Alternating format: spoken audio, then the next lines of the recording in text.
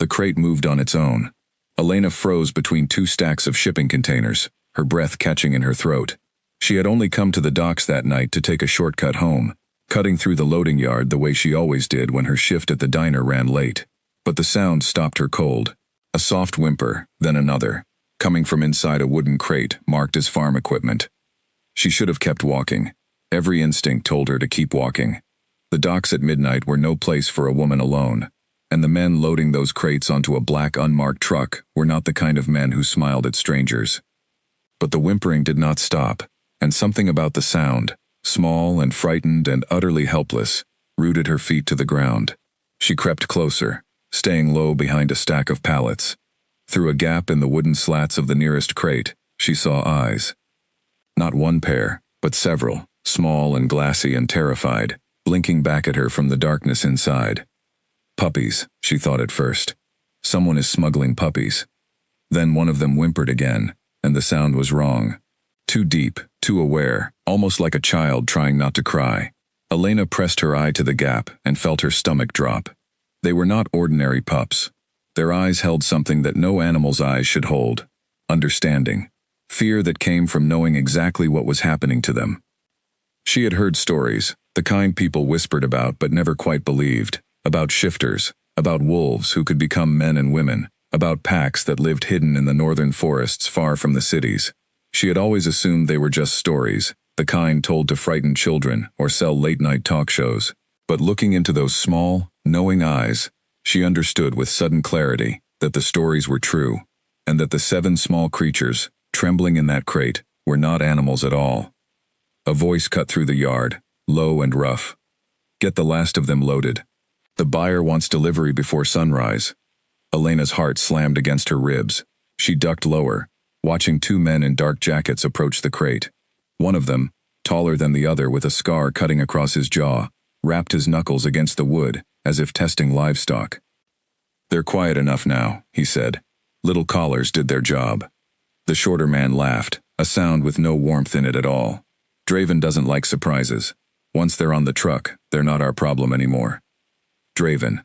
Elena filed the name away, without knowing why, some instinct telling her it mattered. She watched the 2 men move toward the crate, ready to lift it onto the waiting truck, and she understood that in a few moments, those 7 small lives would disappear into a world she could not follow them into. Whatever was about to happen to them, it would not be good. Nobody moved children, and these were children no matter what shape they wore, in unmarked crates at midnight, unless they meant to do something terrible.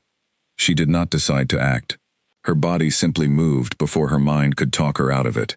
There was a forklift parked nearby, its keys still in the ignition, left by some careless worker on the night shift. Elena had grown up around her uncle's garage, and knew enough about machines to be dangerous with them. She slipped into the seat, started the engine, and swung the machine directly into the path of the 2 men, cutting between them and the crate they meant to load. "Hey!" the scarred man shouted, stumbling back. "What in the world do you think you're doing?" Elena did not answer. She lowered the forks, slid them beneath the crate, and lifted it clear of the ground, before either man could reach her. The pups inside cried out at the sudden movement, and the sound broke something open in her chest, some fierce protective instinct she did not know she had. She threw the forklift into reverse, and the 2 men scattered, shouting curses she barely registered. Somewhere behind her, a third voice, older and calmer, called out orders she couldn't make out. She did not wait to hear the rest. She spun the wheel, cleared a gap between 2 shipping containers, and drove the forklift straight toward the yard's side gate, praying it would be unlocked. It was not unlocked. It was chained shut. Elena's mind raced. She could hear footsteps now, several sets, closing in fast. She looked at the crate balanced on the forks in front of her, and made a decision that would change the rest of her life. She lowered the crate to the ground, jumped down from the forklift, and pried at the wooden slats with her bare hands, until one gave way with a crack loud enough to make her wince. 7 small shapes tumbled free, and up close, under the dim yard lights, she finally saw them clearly. They looked like wolf pups, gray and brown, and one nearly black, but their eyes held far too much intelligence, far too much fear, for any ordinary animal. Thin leather collars circled their necks, each one fitted with a small metal tag.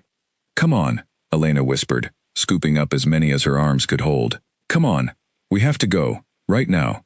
To her shock, they obeyed her instantly, pressing close against her legs, trembling but silent, as if they understood every word. She staggered toward a gap in the fence she remembered from years of walking this route home, a narrow space where the chain link had rusted through. She squeezed the pups through one by one, following after them, her clothes tearing on the jagged metal.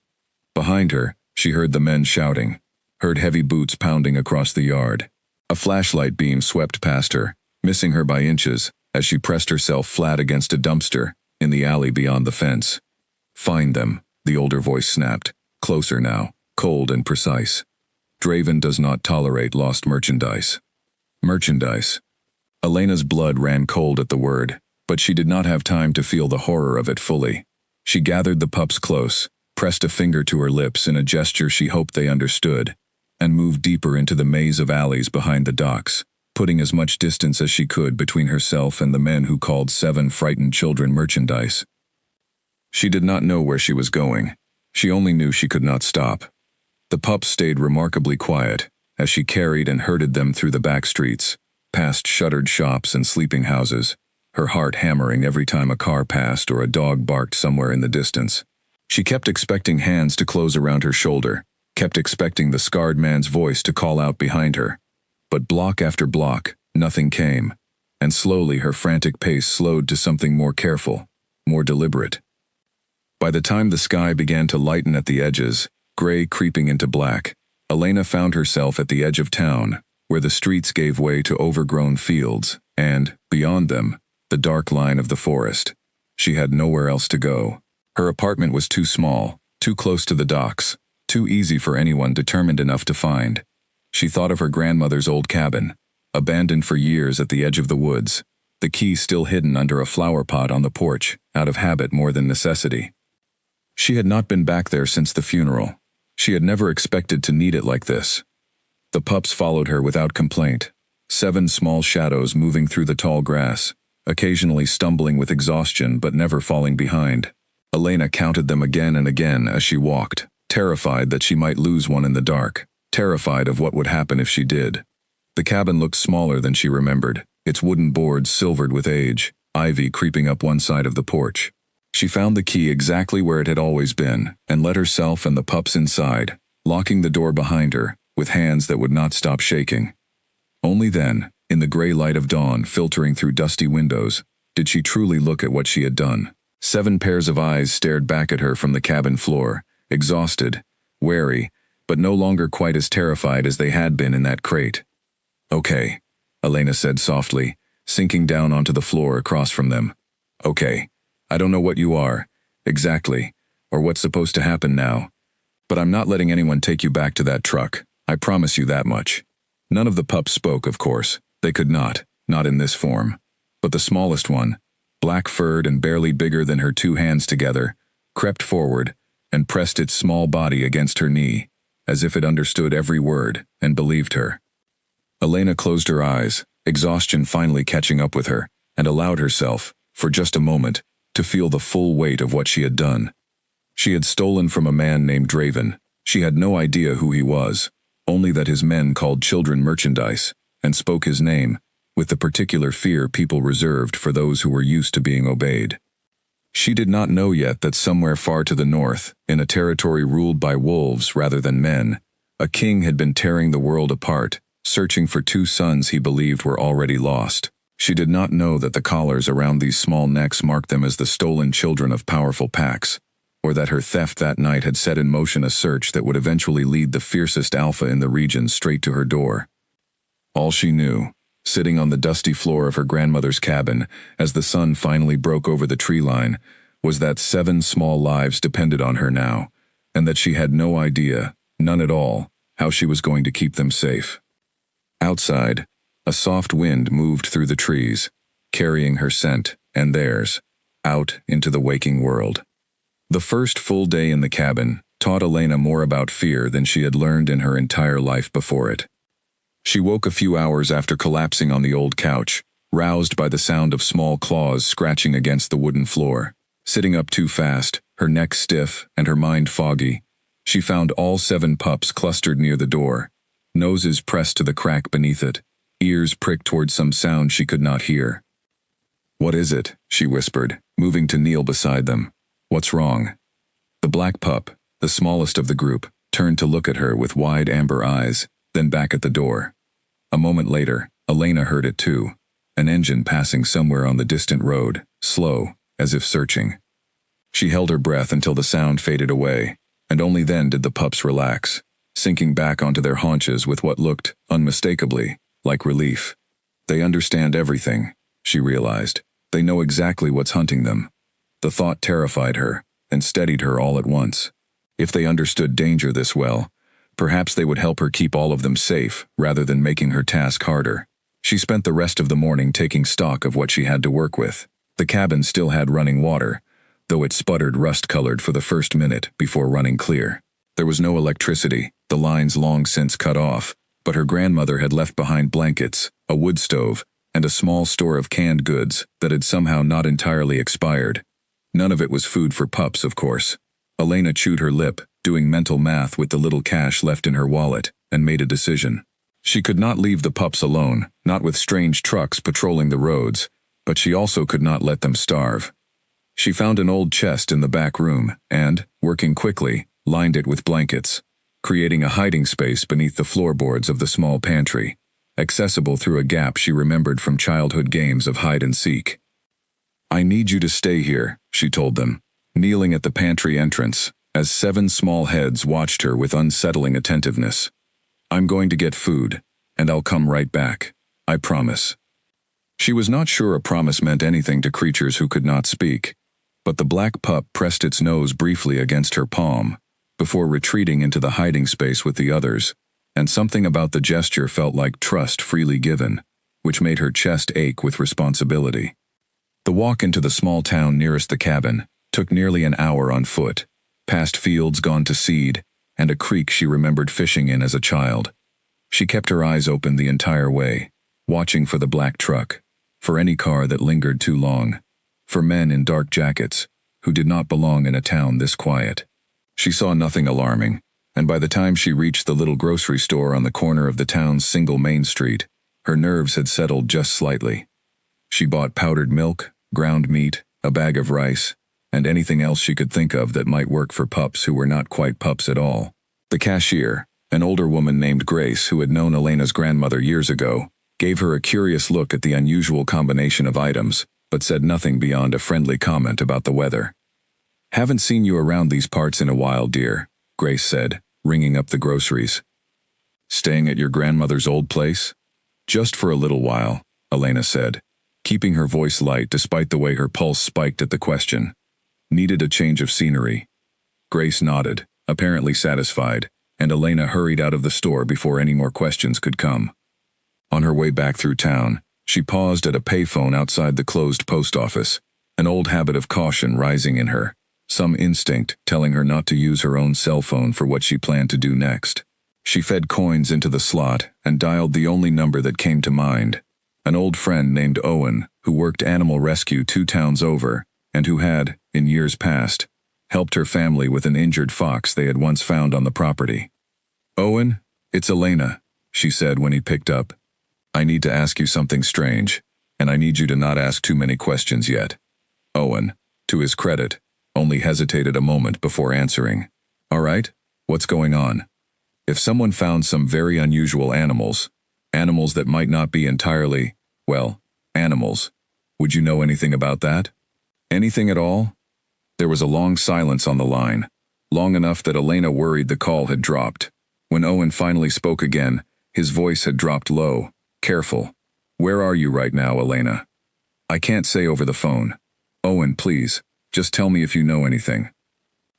"There have been rumors," he said slowly, "for months now, about a smuggling operation moving through the ports. Rumors about creatures that shouldn't exist outside of old stories. I always figured it was nonsense. Campfire talk. Are you telling me it's not?" Elena closed her eyes, gripping the phone tighter. "I found 7 pups last night, being loaded onto a truck by men who talked about them like cargo. I took them. I don't know what I'm supposed to do now." Owen swore softly under his breath. "Elena, if what I've heard is true, Those creatures belonged to packs. Real packs, with real power. If you took something from the kind of people who traffic in that world, you need to be very, very careful. These aren't ordinary criminals. I know that already, Elena said, glancing over her shoulder at the empty street behind her. That's why I need your help. Not to take them from me, just, I don't know, advice. Anything. Owen was quiet again before answering. Keep them safe. Keep yourself hidden. And if anyone comes looking who isn't wearing a badge, do not trust them, no matter what they say. I'll ask around carefully, see what I can find out without drawing attention. But Elena, listen to me. If the wrong people find you first, this could go very badly. The warning settled into Elena's stomach like a stone as she hung up the phone and started the long walk back toward the cabin, arms straining under the weight of the grocery bags. She kept thinking about the word Owen had used, packs. Real power. She had assumed, in the frantic chaos of the previous night, that she was simply saving 7 helpless creatures from cruel men. She was only now beginning to understand that she had stumbled into something far larger than herself, a world with its own rules, its own dangers, and its own reckonings. By the time the cabin came back into view through the trees, her arms ached and her mind buzzed with unanswered questions. She quickened her pace at the sight of the front door, still closed, still locked, exactly as she had left it, and felt a wave of relief so strong her knees nearly buckled. Inside, she found all 7 pups exactly where she had left them, though they emerged from their hiding place the moment she called out softly that it was safe. She spent the rest of the afternoon experimenting with how to feed them, discovering through trial and error that they seemed to prefer the ground meat warmed slightly and mixed with just enough water to soften it. They ate carefully, almost politely, none of them fighting each other for food the way she might have expected from ordinary hungry animals. As evening fell and the cabin dimmed toward darkness, Elena lit a single candle and settled onto the floor among the pups, exhaustion pulling at every muscle in her body. The black pup crawled into her lap, and she found herself absently stroking its soft fur, feeling for the first time since the previous night something close to calm. I don't know your names, she said quietly, more to hear a voice in the silence than anything else. I don't even know if you have names, the way I'd understand them, but I'm going to keep you safe, whatever it takes. She did not know, as she made that promise into the gathering dark, that far to the north, a search party had just returned, to a great stone hall, with grim faces and empty hands. That a king who had not slept in 3 days was staring into a map covered in red marks, showing every place his missing sons might have been taken, and that the trail his trackers had finally picked up, led directly south, toward a quiet town, and a cabin at the edge of the woods, where 7 small lives slept safely, for the first time in weeks. The candle burned low, and Elena drifted into an uneasy sleep, unaware that the search for the pups in her care had already begun to close the distance between her small, borrowed sanctuary and forces far greater than she could imagine. 3 days passed in the cabin, and Elena began to believe, foolishly, that the worst danger had already come and gone. She settled into a careful routine. Mornings meant checking the perimeter of the property, walking the tree line with her heart in her throat, searching for any sign that the trucks or the men who drove them had found their trail. Afternoons meant feeding the pups, who grew steadily more comfortable around her, nuzzling against her hands, following her from room to room like small shadows. Evenings meant sitting by candlelight, talking to them softly even though they could not answer, filling the silence of the empty cabin with the sound of her voice, because the alternative, the pressing quiet of the woods around them, felt too much like waiting. She noticed things about the pups that unsettled her the longer she watched them. They organized themselves in ways no ordinary litter would. The largest of them, a gray-furred pup with a white patch over one eye, always positioned himself nearest the door, as if standing guard. 2 others, nearly identical in their brown coloring, stayed close together at all times, communicating in small huffs and nudges that seemed to carry actual meaning between them. And the black pup, the smallest, always ended up closest to Elena herself, watching her with an intensity that felt less like animal instinct and more like conscious choice. On the 4th morning, everything changed. Elena woke before dawn to the gray pup's low growl, a sound so different from anything she had heard from him before that she sat bolt upright immediately, heart hammering. All 7 pups had gathered near the window, ears flat, hackles raised in a way she had never seen. She crept to the glass and peered out into the pale early light. A man stood at the tree line, perhaps 50 yards from the cabin, simply watching the building. He wore dark clothing that blended into the shadows of the forest, and even from this distance, Elena recognized the scar cutting across his jaw from that night at the docks. Her blood turned to ice. They found us.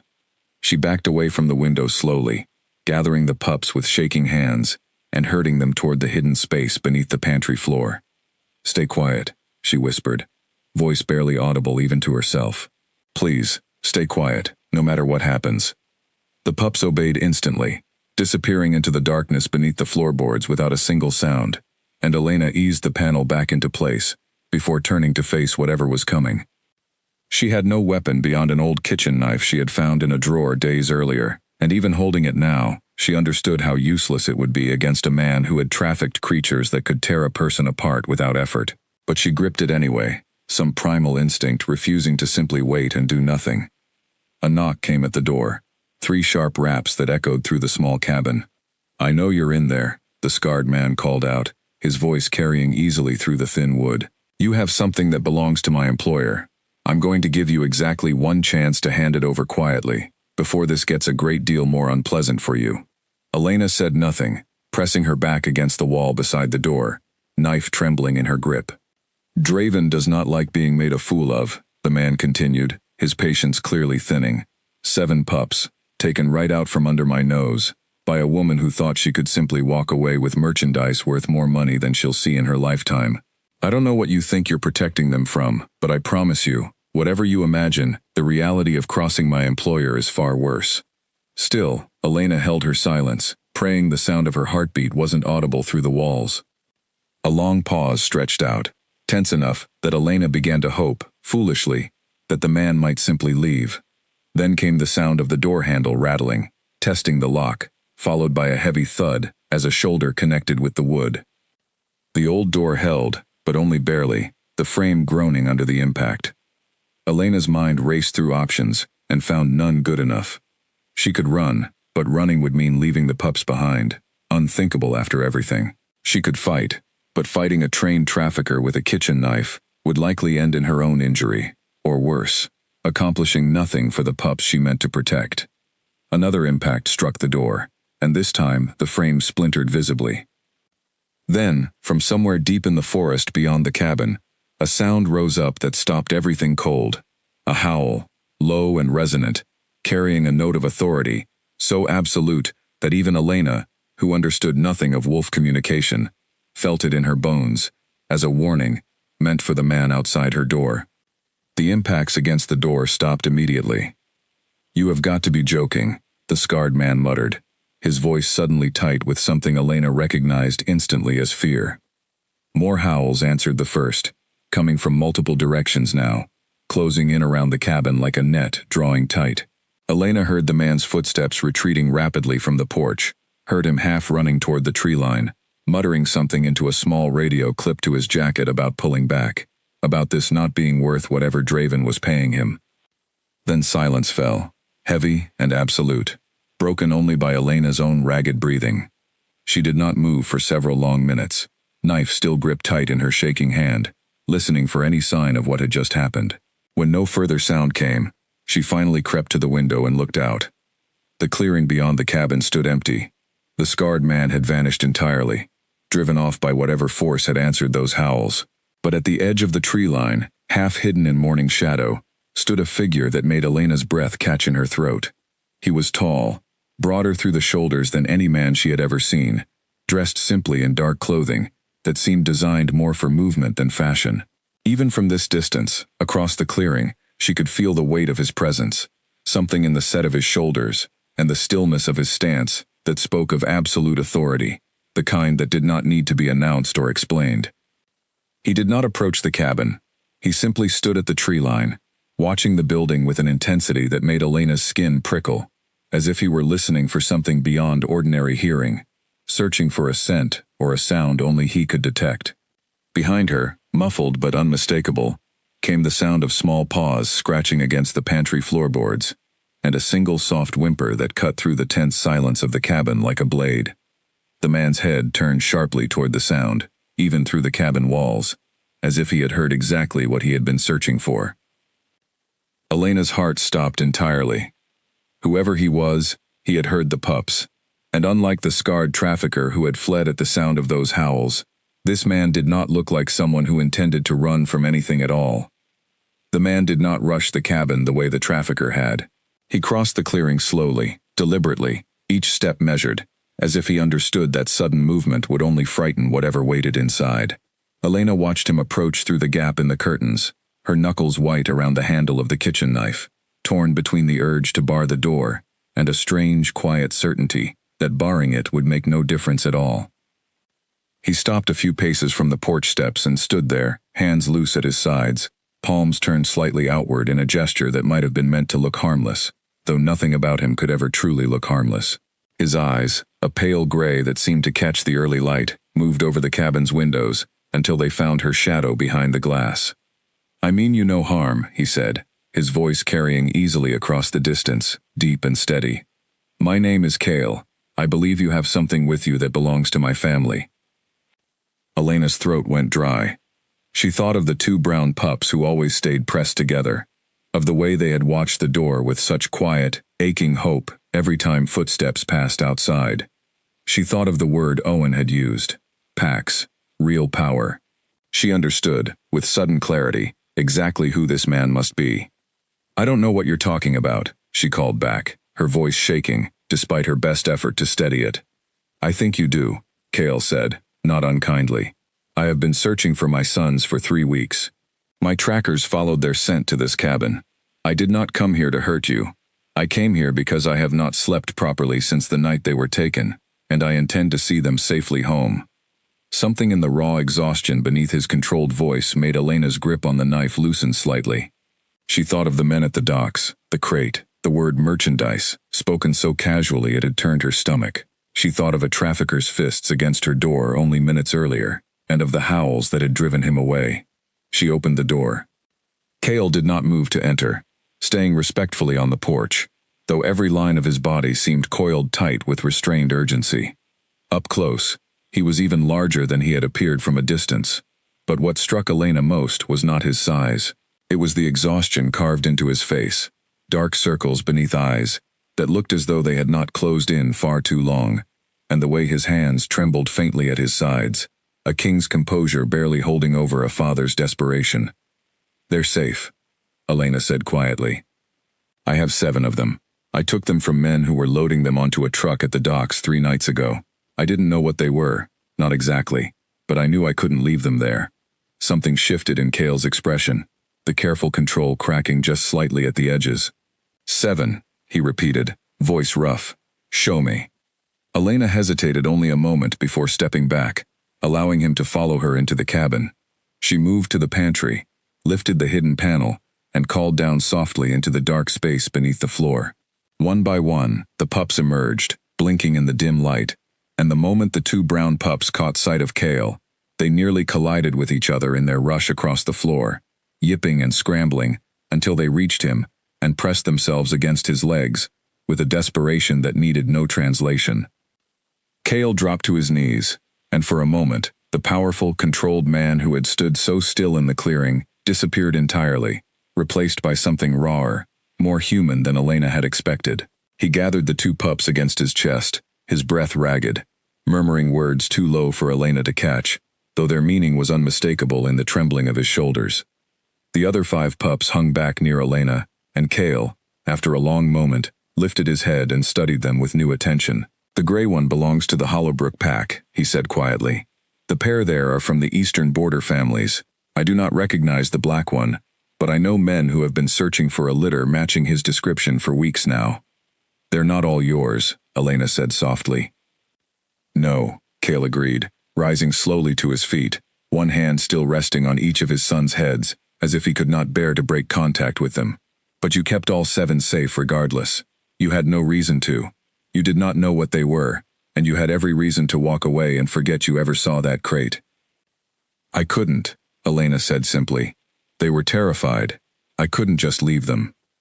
Cale studied her for a long moment, something unreadable moving behind his pale eyes. "Most people would have." "I'm not most people," Elena said, surprising herself with the steadiness in her own voice. A faint, almost reluctant smile touched the corner of Cale's mouth, gone as quickly as it appeared. No, he said, I do not believe you are. He crouched again, addressing his sons directly, his voice gentler now than Elena would have believed possible, from someone who carried himself with such obvious authority. The pups whined and pressed closer, and Cale murmured something that made both of them finally relax, their small bodies going slack with exhaustion against him. I need to bring them home, Cale said, straightening. But I cannot simply take all 7 and leave the others without answers for their families. And I cannot leave you here unprotected, not after what nearly happened this morning. The man who came to your door will report back to whoever sent him, and Draven does not forgive failure quietly. Elena's stomach tightened at the name spoken so casually. You know him, Draven. I know of him, Cale said grimly. Every pack in this region has lost pups to his operation over the past several months. We assumed we were dealing with ordinary poachers, desperate men looking for exotic pets to sell to wealthy collectors.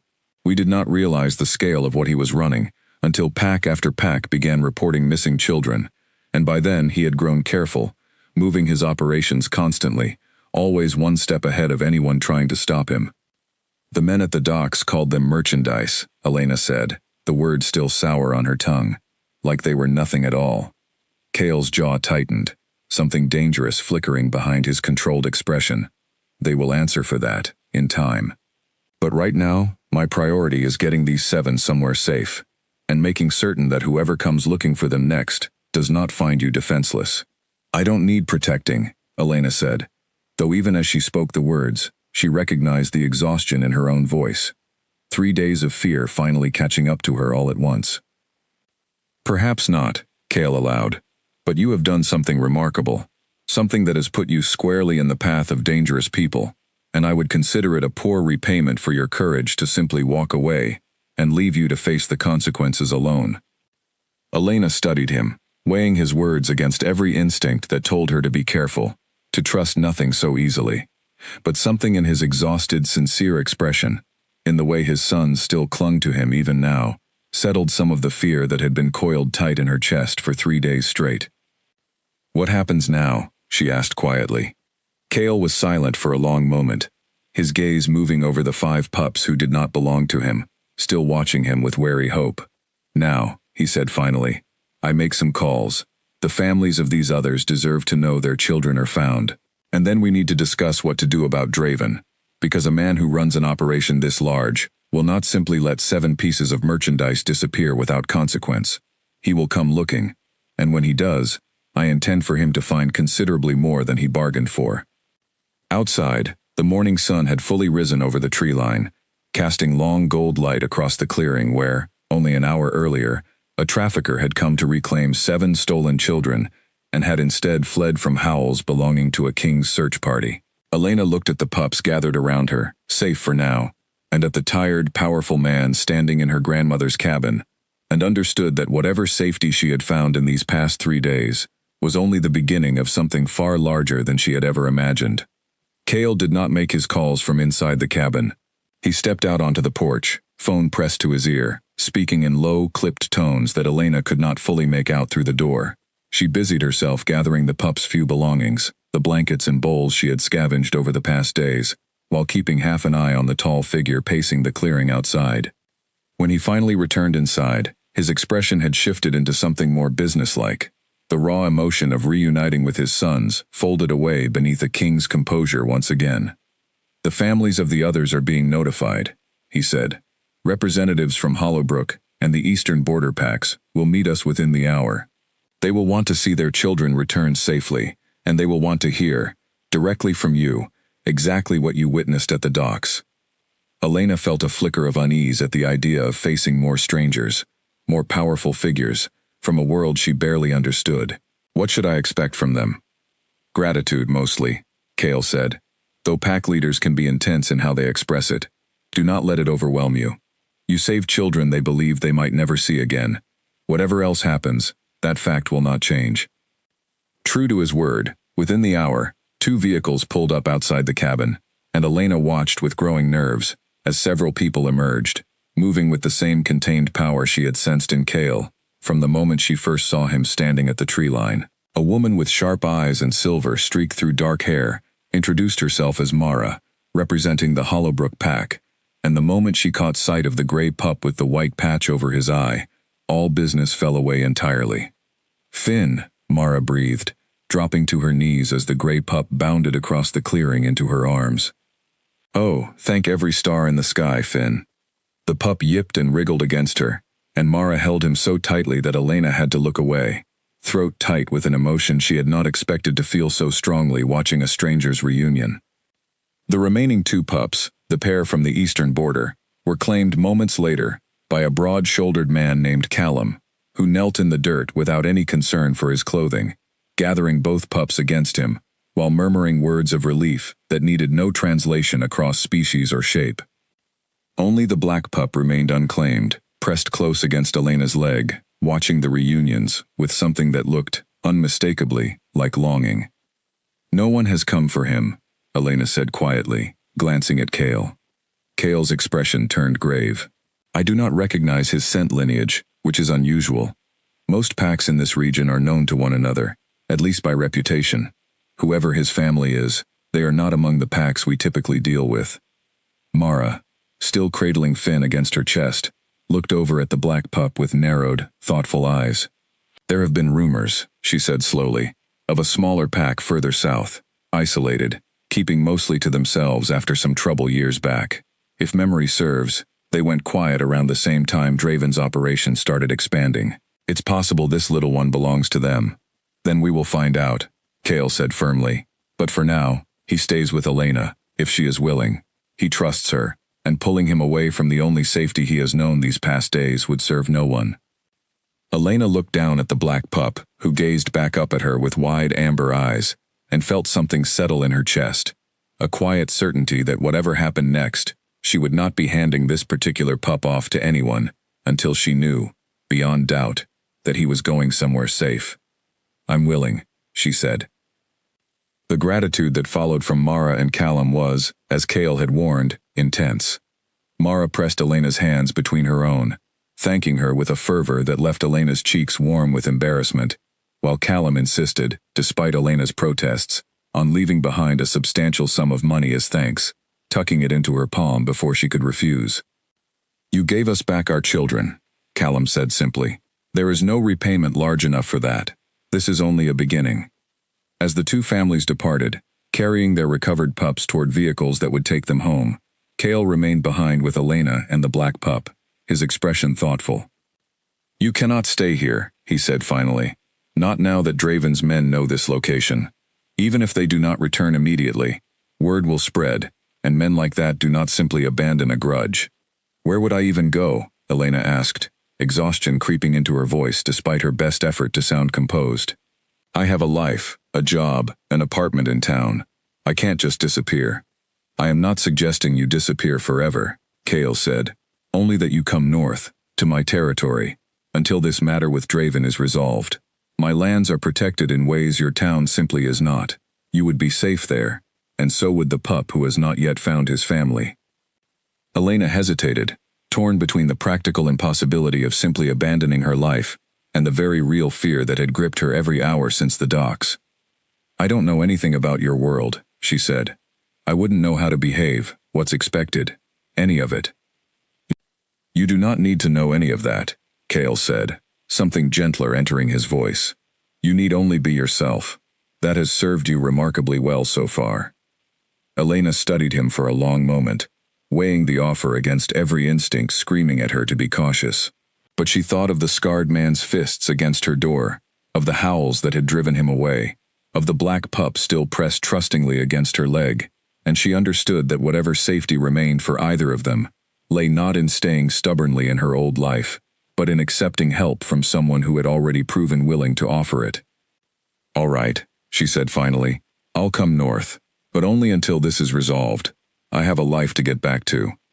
Something that might have been relief, quickly masked, crossed Kale's features. Understood. The journey north took the better part of a day, Elena riding in the back of Kale's vehicle, with the black pup curled against her side, watching the landscape shift gradually, from familiar rolling fields into something wilder, denser, mountains rising in the distance beneath a sky that seemed impossibly vast. Kale drove much of the way in silence, occasionally answering questions Elena asked about the world she had so abruptly found herself part of, about packs and territories and the delicate balance of power that governed relationships between them. "How long have you been searching for your sons?" Elena asked at one point, watching the mountains grow closer through the window. 3 weeks, Kale said, his hands tightening briefly on the steering wheel. "They were taken from the edge of our territory during what should have been a routine outing. A hunting lesson gone catastrophically wrong. My trackers found signs of a struggle, but no trail, nothing to follow. I had begun to fear we would never find them at all." "I'm sorry," Elena said quietly. "That must have been unbearable." Kale's jaw tightened. "There is no word for what those 3 weeks were like. I am not a man accustomed to helplessness, and searching endlessly for 2 children who might already be lost to me was the most helpless I have ever felt in my life." "They're safe now," Elena said. "That's what matters." "Yes," Kale agreed, something in his voice softening. "And that is because of you. Whatever comes next, I will not forget that." They arrived at Kale's territory as evening fell, the great stone hall that served as the heart of the Ashford pack, rising from a clearing, surrounded by dense forest, torches already being lit along its walls in preparation for nightfall. Elena felt impossibly small stepping out of the vehicle. The black pup pressed close against her ankles, as dozens of curious eyes turned toward the unfamiliar human, arriving alongside their alpha. "They will be curious about you," Kale said, seeming to sense her discomfort. "But no one here means you harm. You saved 2 of our own. That alone earns you welcome within these walls, regardless of what you are." Despite his reassurance, Elena felt the weight of every gaze as she followed Kale into the hall, and she understood, with sudden clarity, that whatever life she had known before that night at the docks had changed permanently, whether she was ready for it or not. The stone hall was larger inside than Elena had expected, its walls lined with old tapestries depicting wolves running beneath a full moon, its great hearth crackling with a fire that filled the space with warmth despite the cool mountain air outside. A young woman named Ivy, introduced as the pack's healer, showed Elena to a quiet room on the hall's 2nd floor, offering a change of clothes and quiet reassurance that no one within these walls would trouble her. "You're something of a legend already," Ivy said, smiling as she set fresh linens on the bed. "Word travels fast in a pack. Everyone knows what you did for the Alpha's sons." "I didn't do it for recognition," Elena said, feeling suddenly self-conscious. "That's precisely why they respect you for it," Ivy said. "Around here, people learn quickly who acts out of genuine care and who acts for show. You'll find most of the pack welcoming, once the initial curiosity settles." Elena found Ivy's words to be true over the following days. Word of her rescue spread through the pack quickly, and while some regarded her with obvious curiosity, none showed the hostility she had feared. Children approached her cautiously at first, then with growing boldness, asking questions about the black pup who had taken to following her everywhere, whom the pack had begun affectionately calling Shadow for his coloring and quiet nature. Kale, for his part, remained largely occupied with the business of running his territory, though he made time each evening to check on Elena and Shadow, often lingering afterward in quiet conversation that stretched longer than either of them seemed to intend. Elena found herself, somewhat to her own surprise, looking forward to these conversations, drawn to the contrast between the powerful, controlled figure Kale presented to his pack and the more thoughtful, occasionally uncertain man who emerged once the day's duties had ended. "Any word on Shadow's family?" Elena asked one evening, the 2 of them sitting near the great hearth while the pup dozed in her lap. Kale's expression turned grave. "Some." Mara's information proved correct. There is indeed a smaller pack to the south, called Thornfield, that withdrew from contact with other packs several years ago, after a conflict none of them speak openly about. I have sent word, through careful channels, but response has been slow. If Shadow belongs to them, reaching his family may take more time than I would like. "He seems happy enough here, for now," Elena said, glancing down at the sleeping pup. "He is happy near you," Kale corrected gently, "which speaks well of you, given how frightened and mistrustful pups often remain after an ordeal like the one he survived." Elena felt warmth rise in her cheeks at the observation, and quickly changed the subject. "What have you learned about Draven?" about stopping him. Kale's expression darkened considerably at the name. More than I would like. My people have spent the past several days gathering information from contacts across multiple territories, and what we have found paints a picture far larger than any of us initially suspected. He explained, over the following half hour, what his investigators had uncovered. Draven's operation was not a single smuggling ring, but a sprawling network, moving stolen shifter children across territory lines to wealthy buyers who paid enormous sums for creatures they considered rare and exotic, entirely unaware, or perhaps entirely unconcerned, that what they purchased were conscious, thinking children rather than animals. The docks where Elena had found the crate served as only one node in a network stretching across several regions, with warehouses, transport routes, and buyers scattered widely enough that no single pack had previously grasped the full scope of what was happening. "How many children has he taken?" Elena asked quietly, dreading the answer. "We do not know for certain," Kale admitted, "but based on the patterns we have traced, likely dozens over the past year alone, perhaps more." The number settled into Elena's stomach like a stone. "That's monstrous." "It is," Kale agreed grimly, "and it is why I intend to end it entirely, not merely rescue the 7 you found, however important that rescue was. Draven has operated freely for too long because no single pack possessed enough information or enough reach to stop him. That is no longer true." "What's the plan?" Elena asked. Kale studied her for a long moment before answering. "I have begun reaching out to other pack leaders across the region, sharing what we have learned, proposing a coordinated effort to locate Draven's central operation and dismantle it entirely, freeing any children still held captive, and ensuring he faces consequences severe enough to end this permanently." "You want to unite the packs against him?" "Yes," Kale said. "It will not be simple.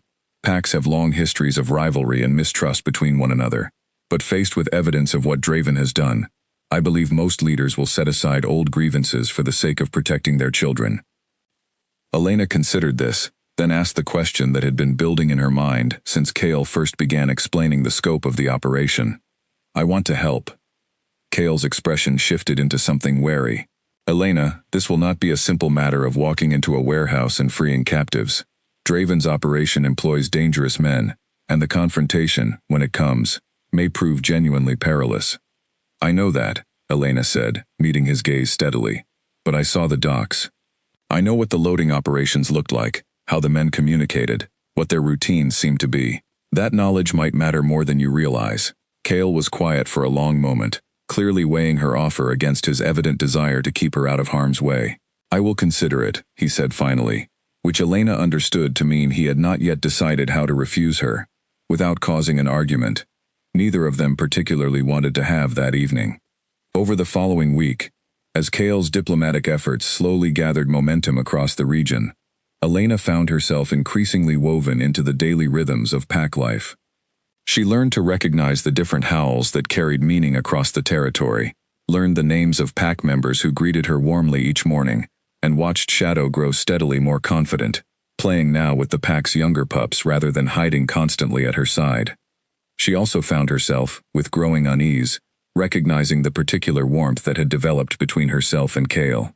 Their evening conversations by the hearth had become something she looked forward to with an intensity that unsettled her, given everything else occupying her thoughts, and she noticed, too, the way Kale's expression softened whenever their conversation turned toward lighter subjects, the tension of leadership easing from his shoulders in a way she suspected few within the pack ever witnessed.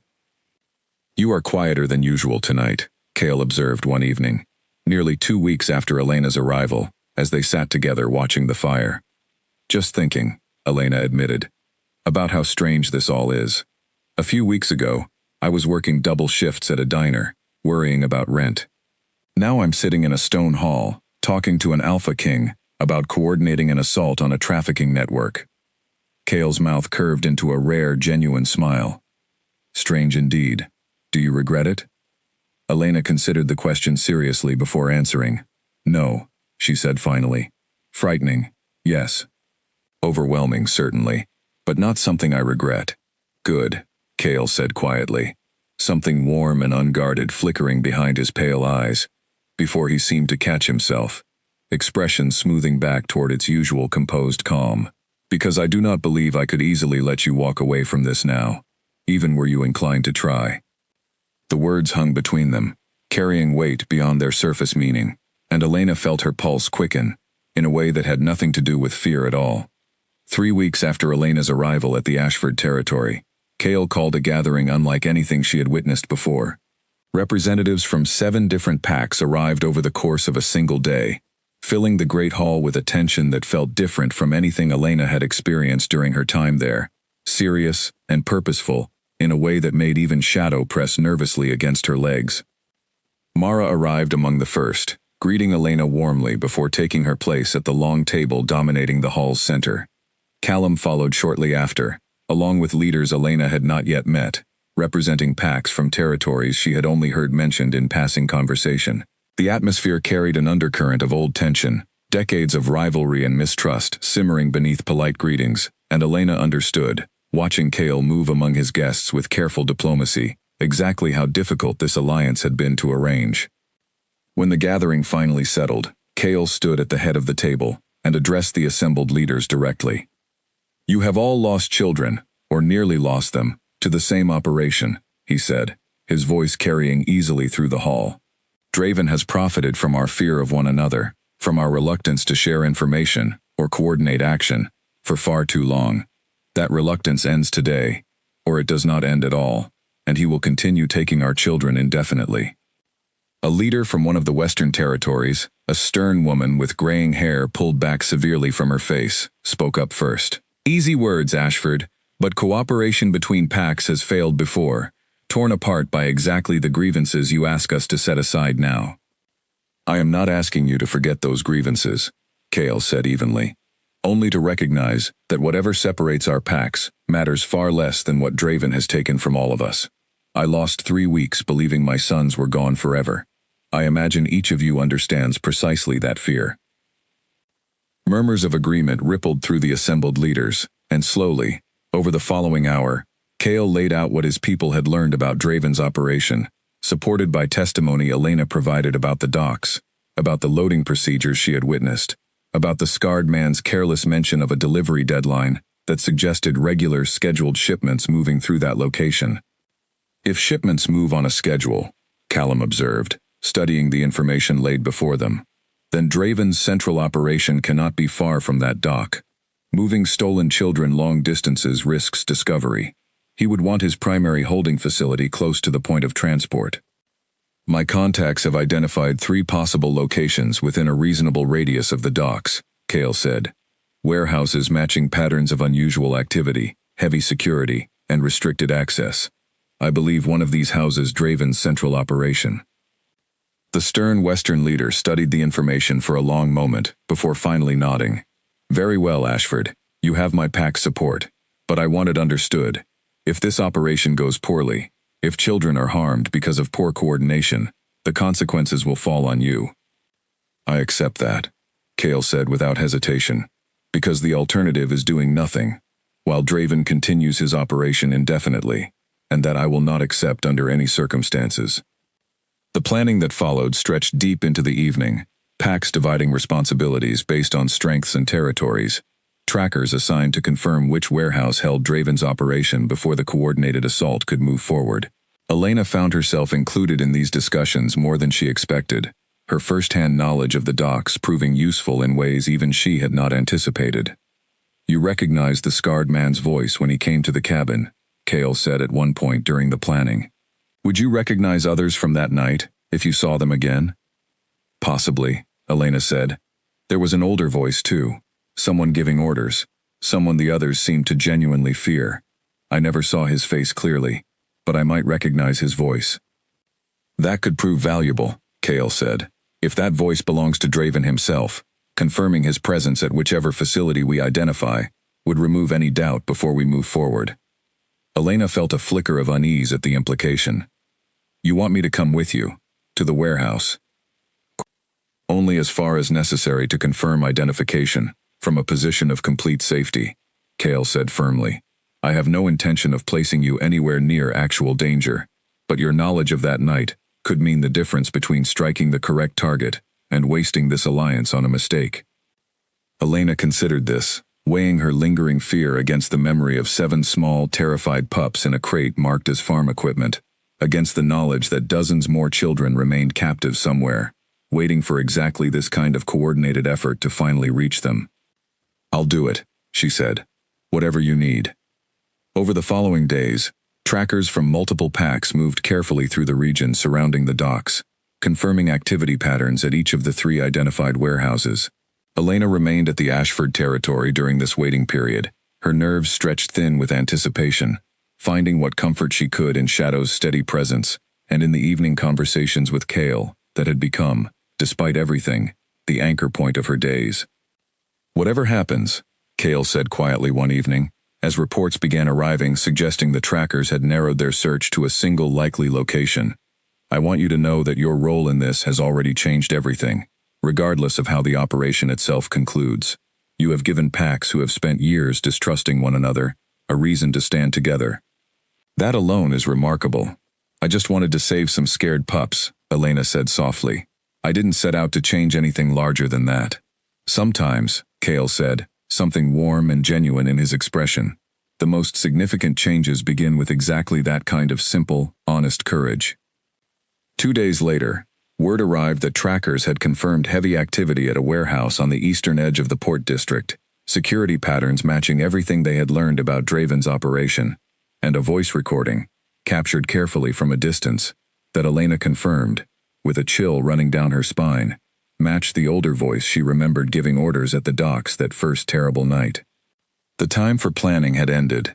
The time for action had finally arrived. The night of the operation arrived cold and clear, a sliver of moon hanging low over the Port District as vehicles from 7 allied packs converged quietly on positions surrounding the warehouse. Elena sat in the back of Kale's vehicle, parked at a careful distance, watching through night vision equipment one of Kale's trackers had provided as shapes moved along the warehouse's perimeter, confirming guard positions and entry points. "Remember," Kale said, his voice low and focused as he reviewed the plan one final time, with the small group gathered around him. "The priority is the children. Nothing else matters beside their safety. Draven's men are dangerous, but they are also, ultimately, simply men. Overwhelming them quickly and decisively will minimize any risk to those we are here to rescue." Elena's role, as agreed, would remain strictly limited to confirmation and observation from a secure position, well back from any actual confrontation. She had argued against this restriction initially, but Kale's insistence, backed by every pack leader present, had ultimately proven immovable, and she understood, watching the warehouse through her borrowed equipment, that this was likely for the best.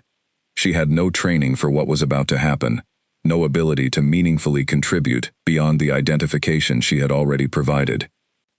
"There," she said suddenly, catching sight of a figure emerging from the warehouse's side entrance, moving with the same careless authority she remembered from that night at the docks. "The scarred man. That's him." Kale studied the figure through his own equipment, jaw tightening. "Confirmed. If he is here, the operation is almost certainly active tonight." A soft transmission crackled through the radio equipment coordinating the various pack positions, confirming that trackers from multiple teams had identified similar activity, guards moving in patterns consistent with an active shipment preparation. Kale exchanged a glance with the pack leaders gathered nearby, and something passed between them, silent and absolute. "Move in," Kale said quietly into the radio. What followed happened with a speed and coordination that left Elena breathless, watching from her secure position, as shapes converged on the warehouse from multiple directions simultaneously. She heard shouts, saw flashlight beams sweeping wildly, as Draven's guards realized, too late, that they were surrounded, and she watched, heart pounding, as the warehouse's main doors were forced open and figures disappeared inside. The confrontation that followed remained largely hidden from her vantage point, muffled sounds of struggle and shouted commands carrying faintly across the distance.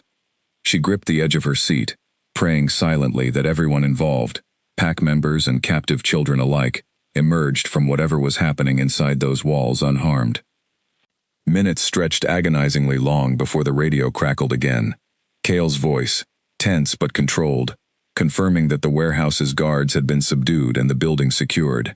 Elena felt a rush of relief so strong it left her momentarily dizzy, though the relief was quickly tempered by uncertainty about what exactly securing the building had involved. "You can come forward now," Cale's voice instructed through the radio. "We need your identification of Draven himself, if he is present." Elena made her way carefully toward the warehouse, flanked by 2 pack members assigned to her protection, her heart hammering with a mixture of fear and fierce determination. The scene inside the warehouse, once she arrived, struck her immediately with its scale, far larger than she had imagined. Rows of crates and cages, stretching back into the building's shadowed depths, far more than the 7 pups she had originally rescued could account for. Children of various ages, some still in shifted animal form and others who had apparently been forced into human shape for easier transport, huddled in cages along one wall, blinking in fear and confusion at the sudden commotion around them. Elena's stomach turned at the sight. The full horror of Draven's operation laid bare in a way that no description could have adequately prepared her for. "Over here," Cale called, standing near a small office at the warehouse's far end, where several pack members had gathered around a restrained figure seated in a chair, hands bound securely behind his back. Elena approached carefully, and the moment the man lifted his head to look at her, she felt recognition settle through her like ice water. Older than she had expected, with cold, calculating eyes that held none of the fear currently gripping his subordinates scattered around the warehouse floor, he studied her with an expression of mild, almost detached curiosity, as if her presence there represented merely an inconvenient complication, rather than the collapse of everything he had built. "You're the one who took my merchandise," he said, his voice matching precisely the cold, controlled tone Elena remembered from that first terrible night at the docks. "I must admit, I did not expect a simple thief to end up costing me quite this much." "They weren't merchandise," Elena said, her voice steadier than she felt. "They were children." Draven's mouth curved into something that might have been meant as a smile, though it held no warmth whatsoever. "A matter of perspective, I suppose. Though I imagine the packs surrounding me tonight would disagree rather forcefully. This is him," Elena confirmed, turning to Cale. "The voice from that night, I'm certain of it." Cale's expression, already grim, darkened further at the confirmation. "Draven," he said, the name carrying weight and finality. "You have taken children from packs across this entire region for the better part of a year. Tonight, that ends permanently. Packs fighting amongst yourselves for decades," Draven said, something almost bored in his tone despite his obviously precarious situation. "I merely capitalized on an opportunity your own divisions created. If you truly wish to end operations like mine, perhaps consider addressing the rivalries that made my business so remarkably profitable in the first place." "We will address exactly that," Cale said coldly, "starting with ensuring you never harm another child again." The pack members surrounding Draven moved to escort him away, presumably toward whatever consequences awaited someone who had orchestrated trafficking on this scale, while other members began the careful, urgent work of freeing the remaining captives from their cages, checking each child for injury, beginning the long process of identifying which packs they belonged to, and arranging their safe return home. Elena moved among the freed children where she could help, offering comfort in whatever small ways seemed useful, and found herself, hours later, exhausted but strangely lighter than she had felt in weeks, watching as the warehouse gradually emptied of both captives and the network of guards who had helped imprison them. The days following the warehouse operation passed in a steady, hopeful rhythm, entirely different from the fear that had defined Elena's previous weeks. Word of Draven's capture spread quickly across the region, and one by one, packs arrived at a neutral gathering point Cale had arranged, claiming children who had been missing for weeks or months, some reunions so joyful that Elena found herself blinking back tears simply from witnessing them. The scarred man and the remaining members of Draven's network faced consequences, determined jointly by the assembled pack leaders, a process Elena did not involve herself in directly but understood, from the grim satisfaction evident on the leaders' faces afterward, had been thorough and appropriately severe. Draven himself, stripped of the operation he had built and the network of buyers who had funded it, would face judgment far more absolute than anything human courts could have offered, a fitting end for someone who had caused so much suffering while treating conscious, thinking children as nothing more than profitable cargo. News eventually arrived, too, about Shadow's family. The isolated pack called Thornfield, upon hearing of the successful operation against Draven, finally responded to Cale's earlier outreach, sending representatives who arrived at the Ashford territory with a mixture of desperate hope and lingering caution that Elena recognized immediately as the marks of people who had endured genuine tragedy. "His name is Peter," the Thornfield representative said, voice thick with emotion, as Shadow bounded across the clearing toward them, some instinct clearly recognizing family, even after weeks of separation. "We had given up hope of ever finding him. Our pack withdrew from contact with others years ago after losing several members to an earlier conflict, and when he vanished, we feared reaching out to other packs would only invite more tragedy rather than help." "I'm glad he found his way home," Elena said, watching Shadow, or Peter, she reminded herself, curling joyfully against the representative's legs. "Because of you," the representative said, turning to face her directly.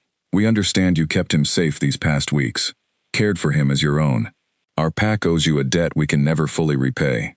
Elena felt tears prick at her eyes as she knelt down for one final moment with the small black pup who had become such an unexpected, cherished part of her days. "Take care of yourself," she whispered, running a gentle hand over his soft fur. "Go home. Your family missed you." Shadow, Peter, pressed his small body against her one last time before turning to follow the Thornfield representative toward their waiting vehicle, and Elena watched them go, with an ache in her chest that surprised her with its intensity, grateful beyond words that he had finally found his way back to the family who loved him, even as she felt the particular sorrow of saying goodbye to something she had grown to love herself. That evening, as the last of the visiting packs departed and the Ashford territory settled back into quiet, Cale found Elena sitting alone near the great hearth, watching the fire with an expression caught somewhere between contentment and melancholy. "You did something remarkable," he said, settling into the seat beside her. "Dozens of children returned to their families, an operation that caused untold suffering finally dismantled permanently, packs who had feuded for decades now bound together by shared purpose. All of it traces back to one woman, who refused to walk away from a crate of frightened pups on a dark night at the docks."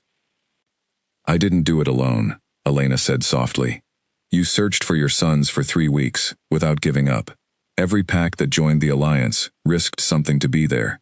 I just happened to be the one who found the crate first." "Perhaps," Cale said. "But courage like yours is rare, Elena. Rarer still is the kind of person who acts on it without hesitation, without calculating what it might cost them personally. I have led this pack for many years, and I have met few people, wolf or otherwise, who possess what you carry so naturally."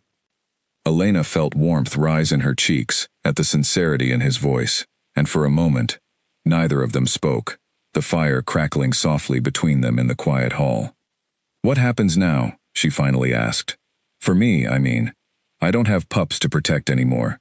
I don't have a mission keeping me here."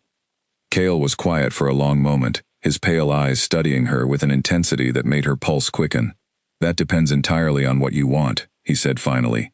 "You are welcome to return to your old life, if that is truly what you wish. No one here would think less of you for choosing a quieter path after everything you have endured." "But," Elena prompted, sensing there was more he intended to say. "But," Cale continued, his voice softening further, "I would be lying if I claimed I wanted you to leave. These past weeks, watching you move through this pack, caring for Shadow, standing beside us, through the most difficult operation this territory has undertaken in years, I have come to realize something I did not expect to feel again after so long." Elena's breath caught in her throat. "What's that?" "That home is not merely a place," Cale said quietly. "Sometimes, it is a person, and I have not felt this particular sense of home in longer than I care to admit, until you arrived at my territory, carrying 7 frightened pups, and more courage than I have witnessed in years." The following morning, Cale called the pack together in the Great Hall, an assembly that felt different from the tense strategic gathering of weeks earlier, filled instead with an atmosphere of celebration and relief. Standing before the assembled members of his territory, Cale spoke of Elena's courage, of the 7 pups she had saved, and the chain of events her bravery had set into motion, ultimately dismantling an operation that had caused suffering across the entire region. "I formally name Elena, protector kin of the Ashford territory," Cale declared, his voice carrying clearly through the hall, a title reserved for those who have proven, beyond any doubt, their commitment to the safety and well-being of this pack and all it protects. The pack's response was immediate and overwhelming. warm applause and genuine cheers rising through the hall, and Elena, standing before them all with her cheeks flushed and her eyes bright, felt something settle into place within her chest, a sense of belonging she had not expected to find, so far from the life she had once known. Later that evening, as the celebration wound down and the hall gradually emptied, Cale found her once more near the great hearth, and this time, when he took her hand in his, neither of them hesitated at all. "I told you once that home could be a person," he said softly. "I meant it, Elena. Whatever comes next, whatever challenges this territory faces in the future, I would very much like to face them with you beside me." Elena looked up at him, at the powerful Alpha King who had searched tirelessly for his sons, who had welcomed a frightened human woman into his world without hesitation, who had led an unprecedented alliance to end a trafficking operation that had caused untold suffering across the region, and she felt, for the first time since that terrifying night at the docks, entirely and completely certain of the path ahead of her. "I would like that too," she said quietly, "more than I can properly say." Outside the hall, the mountains stood silent and vast beneath a clear night sky, and somewhere across the region, dozens of children slept safely in the arms of families who had feared, for weeks or months, that they might never see them again. Draven's operation, once a shadow of fear stretching across the entire territory, existed now only as a warning of what unity between packs could prevent, a lesson born from one woman's refusal to walk away from 7 frightened pups in a crate marked as farm equipment.